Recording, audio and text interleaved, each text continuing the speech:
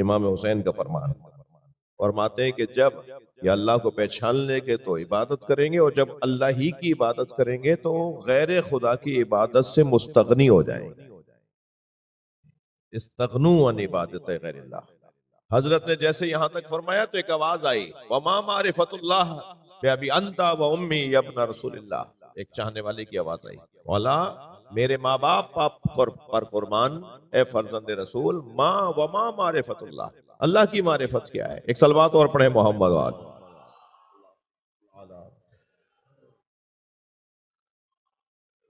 ایک صلوات پڑھتے ہوئے تھوڑا سا تشریف فرماؤ، آگے تشریف فرماؤ، مل کے بیٹھے ہیں۔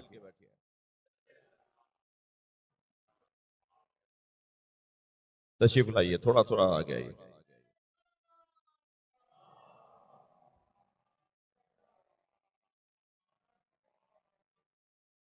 ایک اور بلند صلوات، صلی علی محمد وآل محمد۔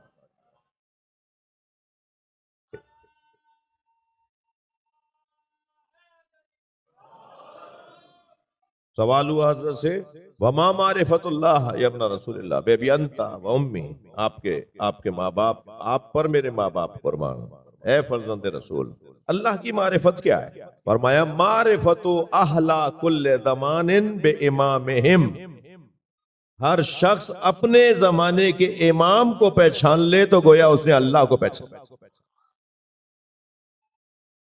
صلوات پڑھے ذرا محمد و آل۔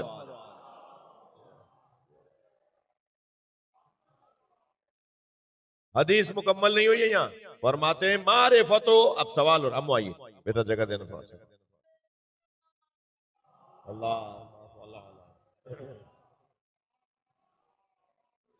جی، معرفت اہل کل زمان بے امامہم، ہر شخص اپنے زمانے کے امام کی اگر معرفت حاصل کر لے تو وہ اللہ کی گویا معرفت اس نے حاصل کر لی۔ یہ کہہ کر حضرت فرماتے ہیں الذی تجب علیہم طاعتہ، وہ امام کہ جس کی اطاعت واجب ہے، الذی تجب علیہم طاعتہ، امام کون ہے؟ جس امام کی اطاعت واجب ہے۔ اب دیکھیں کتنا یہ معقول اور عقل سے مملوء اور سرشار ایک فارمولہ ہے، ایک اصول ہے، عقلی اصول ہے۔ قرآن مجید ارشاد ہو رہا ہے اللہ کا کلام سورہ مبارکہ آل عمران میں، یا ایھا الذین آمنوا اطیعوا اللہ و اطیعوا الرسول و اولی الامر منکم، اے صاحبان ایمان اللہ کی اطاعت کرو، رسول کی اور اولی الامر کی اطاعت کرو۔ لفظ اطاعت 2 دفعہ آیا ہے، اللہ کے لیے علیحدہ، رسول اور اولی الامر کے لیے علیحدہ، یعنی 2 مرتبہ میں 3 لوگوں کا ذکر ہے، اطاعت کا لفظ 2 دفعہ ہے۔ اللہ کی اطاعت کے لیے 1 دفعہ اطیعوا اللہ، پھر ارشاد ہوا وَأَطِیعُوا الرَّسُولَ وَأُولِي الْأَمْرِ مِنْکُمْ، یعنی رسول کے ساتھ اولی الامر کو جوڑا ہے اللہ نے، یعنی جیسی رسول اللہ کی اطاعت ہے ایسے ہی اولی الامر کی اطاعت۔ اتنا واضح پیغام ہے قرآن کا کہ اولی الامر بادشاہ وقت نہیں ہے، اولی الامر حکمران نہیں ہے، اس لیے کہ حکمران کی اطاعت رسول کی اطاعت کی طرح واجب نہیں ہے۔ وہ ڈھونڈو جس کی اطاعت رسول کی اطاعت کی طرح واجب ہو۔ صلوات پڑھیں ذرا محمد و آل۔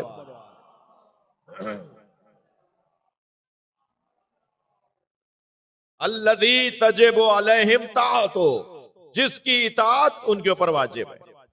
یہ اولی الامر کا معصوم ہونا اس آیت سے بھی ثابت۔ عصمت ائمہ اہل بیت کے اوپر قرآن مجید میں 100 سے زیادہ آیتیں ہیں، صرف آیت تطہیر نہیں ہے، آیت تطہیر تو بہت سامنے کا پیغام ہے۔ انما یرید اللہ لیذھب عنکم الرجس اہل البیت ویطہرکم تطہیرا، یہ اللہم صل علی، یہ والی آیت تو سب سے روشن آیت ہے، بہت واضح آیت ہے نا، لیکن اس کے علاوہ بھی قرآن مجید میں اہل بیت کی ائمہ کی اطاعت پر، عصمت پر جو آیات ہیں ان میں سے ایک آیت یہ ہے۔ کیسے؟ اس انداز سے اس کو لیا جائے گا کہ جس کی اطاعت واجب ہے اس کا معصوم ہونا ضروری ہے۔ لفظوں کو اور بدل کے کہتا ہوں، جس کی مطلق اطاعت واجب ہے، مطلق ہے نا یہاں، اطیعوا اللہ و اطیعوا الرسول و اولی الامر منکم، اللہ کی اطاعت کرو، رسول کی اور اولی الامر کی اطاعت کرو۔ تو رسول اللہ کی عصمت روشن ہے، واضح ہے، تو باحث ہی نہیں ہے، بات ہی نہیں ہے، مگر اولی الامر کا تذکرہ ہو رہا ہے۔ اب یہ کوئی ایسا وجود ہونا چاہیے، ایسا وجود ہونا چاہیے کہ جس کے ہاں گناہ کا گزر نہیں ہے، جو کر رہا ہو وہ حق اور سچ کر رہا ہو، جو بول رہا ہو وہ صحیح بول رہا ہو، ورنہ خلل لازم آئے گا، ورنہ عقل کی خلاف ورزی لازم آئے گی۔ ہمیں کیا معلوم کہ جس کی اطاعت کے لیے ہمیں کہہ دیا گیا ہے، واجب کر دی گئی ہے، وہ اس وقت کس کیفیت میں ہے، وہ اس وقت کس کیفیت میں ہے؟ اگر وہ معصوم نہیں ہوگا تو اس کی کیفیتیں بدلیں گی، کبھی وہ حالت گناہ میں ہوگا، کبھی حالت وہ غفلت میں ہوگا، کبھی حالت سہو میں ہوگا، کبھی حالت نسیان میں ہوگا۔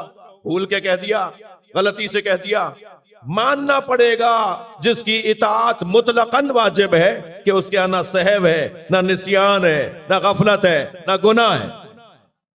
صلوات پڑھ لیں محمد و آل محمد۔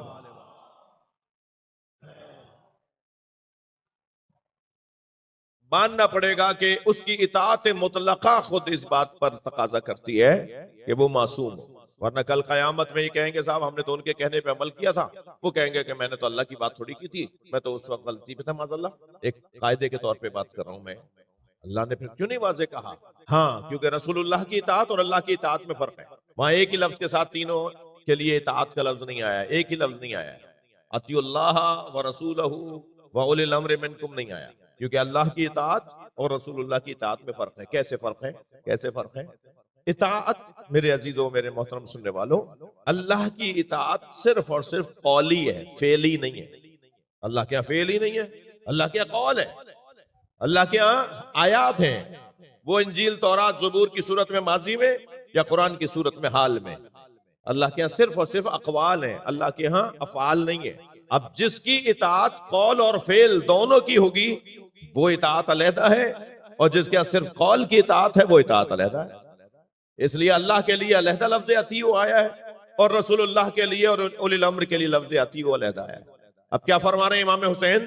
حضرت فرماتے ہیں تجب علیہم طاعتو، امام وہ ہے جس کی اطاعت واجب ہے، امام وہ ہے جس کی اطاعت واجب ہے۔ اب امام کی اطاعت واجب ہے، جس امام کی اطاعت واجب ہے، میں یوں کہہ دوں، یعنی یوں کہہ دوں جس امام کی اطاعت، تم ڈھونڈ لو بھائی جس کو تم بڑا مان رہے ہو، جس کو تم امام مان رہے ہو، تم تعارف کرواؤ، جس امام کی اطاعت واجب ہے اسی کی معرفت اللہ کی معرفت۔ صلوات پڑھیں محمد و آل محمد۔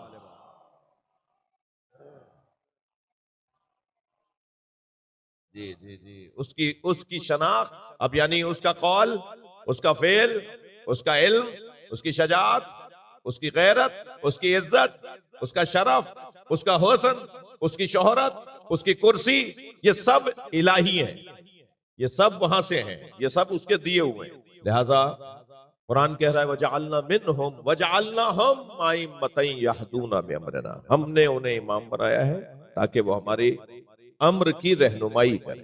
امر کی رہنمائی کون کرے گا؟ جو امر کو جانتا ہو۔ جی، اصول کافی میں روایت، معصوم فرماتے ہیں اذا ارادہ ان یعلم شیئا، ائمہ اہل بیت کے بارے میں معصوم فرما رہے ہیں، امام رضا کے بارے میں، امام رضا فرما رہے ہیں معصومین کے بارے میں، قول امام رضا کا ہے۔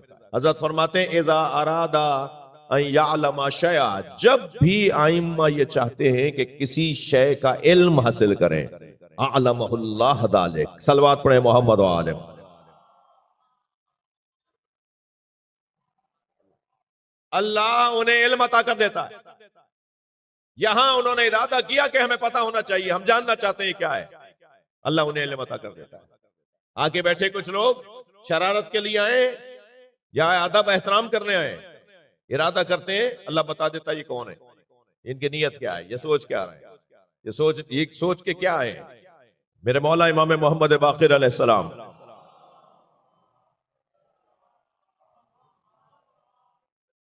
ان دنوں میں خاص طور پہ صاحب ازاں ہیں، یہ دن ان کے بابا کے دن ہیں۔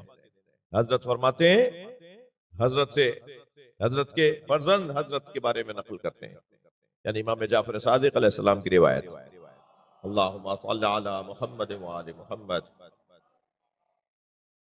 کہ کچھ لوگ میرے بابا کی خدمت میں آئے اور آ کر کہا کہ مولا ہم جاننا چاہتے ہیں کہ امام کی صفات کیا ہیں، امام کا حق ماموم پر کیا ہے، ماموم کا حق امام پر کیا ہے۔ تو حضرت نے فرمایا کہ امام کا حق تمہارے اوپر یہ ہے کہ جب اس کی خدمت میں جاؤ تو صرف اس کی بات کو سنو، ہاں، کچھ لوگ اماموں کے پاس بھی آ کر، ائمہ کے پاس بھی آ کر اپنی باتیں کرتے ہیں، باتیں کرنے آئے ہیں۔ یہاں بھی باتیں کرو گے بیٹھ کے؟ یہ جگہ تو سننے کی جگہ ہے، یہ تو رہنمائی لینے کی جگہ ہے۔ حضرت فرماتے ہیں ان کا حق یہ ہے کہ جب ان کی خدمت میں جاؤ تو ان کے پیغامات کو، ان کی باتوں کو، ان کے احکامات کو، ان کی گفتگو کو کان لگا کر غور سے سنو، ان کی بات کو غور سے سنو۔ حضرت فرماتے ہیں کہ جب وہ کوئی حکم دے تو اس حکم پر عمل کرو، کسی چیز سے روکیں تو اس سے باز آ جاؤ۔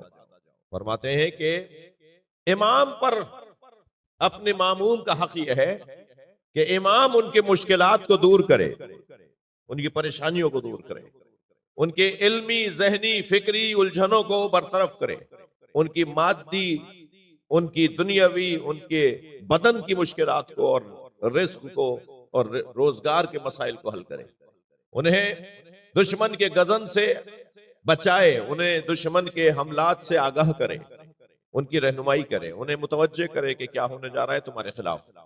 امام کا کام معموم کے لیے ہے۔ پھر حضرت مسکرائے، حضرت نے فرمایا کہ اس کے چہرے کو دیکھنا عبادت ہے، امام کے چہرے کو دیکھنا عبادت ہے، ان کی محفل میں بیٹھنا عبادت ہے، ان کے احکامات پہ عمل کرنا عبادت ہے، یہ عبادت پروردگار ہے اگر تم نے ان کے کہنے پہ عمل کیا۔ پھر حضرت ایک لمحے کے لیے خاموش ہوئے اور حضرت نے ایک شخص کی طرف دیکھ کے فرمایا کچھ سوچ رہے ہو، کچھ پوچھنا چاہتے ہو؟ اس نے کہا مولا میں یہ پوچھنا چاہ رہا ہوں، توجہ چاہوں گا۔ کہنے لگا مولا میں یہ پوچھنا چاہ رہا ہوں کہ کیا امام جانتے ہیں کہ کون ان کے شیعہ ہیں، کتنے شیعہ ہیں، یہ سامنے آنے والا ان کا شیعہ بھی ہے یا نہیں؟ حضرت نے فرمایا امام اپنے شیعوں کو بھی جانتے ہیں، شیعوں کے والد کو بھی جانتے ہیں، اس کے دادا کو بھی جانتے ہیں، اس کے حسب و نسب کو بھی جانتے ہیں، وہ کیا سوچ رہا ہے وہ بھی جانتے ہیں۔ تو نے کہا مولا یہ ممکن ہے؟ اب ظاہر ہے سارے بیٹھے ہوئے تو ایک جیسے نہیں ہے۔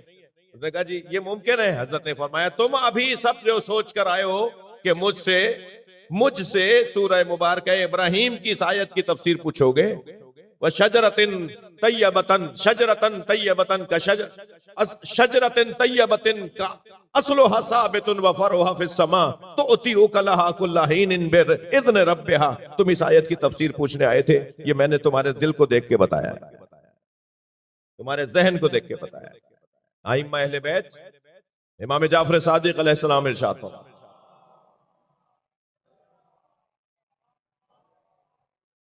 اذا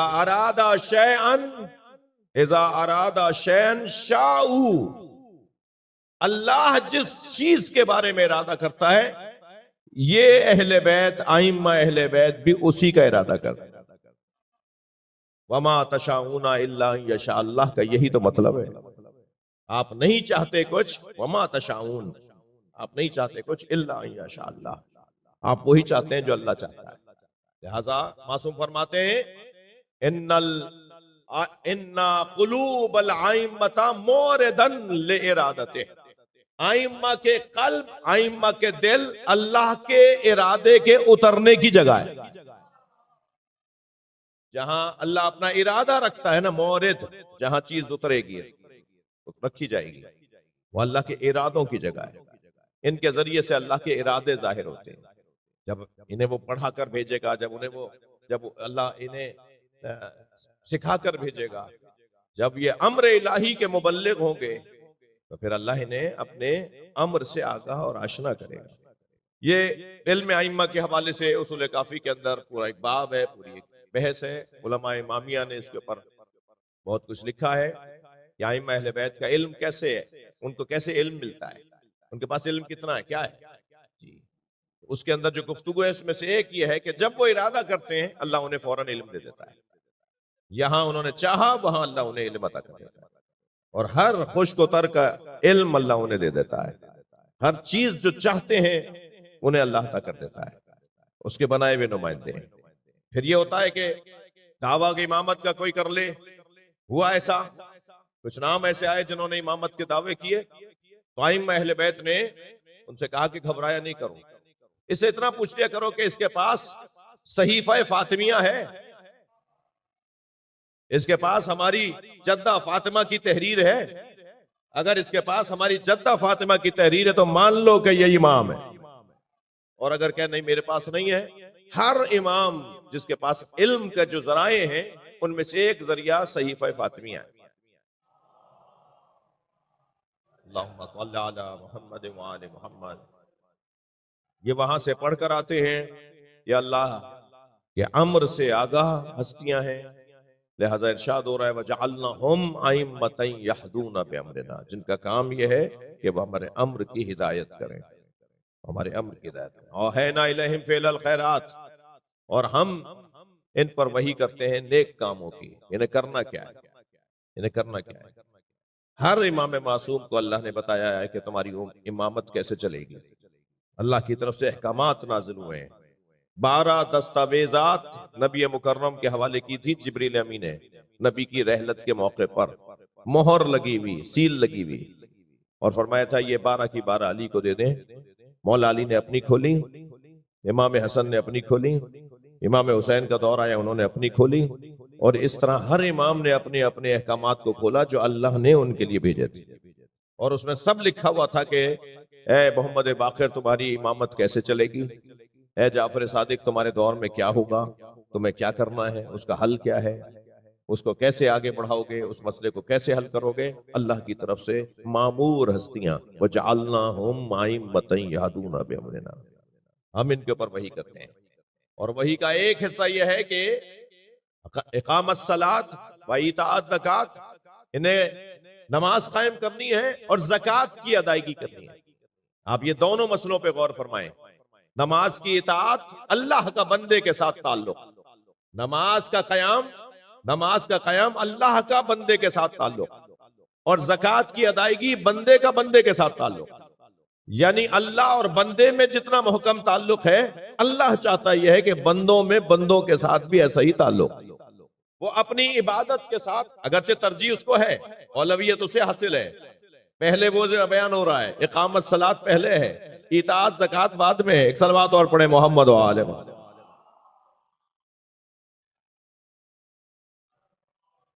اولویت رکھتی ہے اقامت صلاۃ، نماز کی ادائیگی، نماز کا قیام زکوٰۃ کی ادائیگی سے پہلے بیان ہو رہا ہے. ایک صلوات اور پڑھے نبی اور آل نبی پر.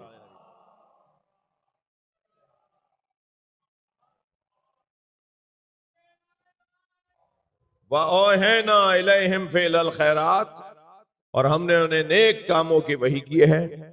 وَإِقَامَ الصَّلَاةِ، اور ہم نے نماز کے قیام کی وحی کی ہے. وَإِيتَاءَ الزَّكَاةِ، اور ہم نے زکوٰۃ کی ادائیگی کی وحی کی ہے.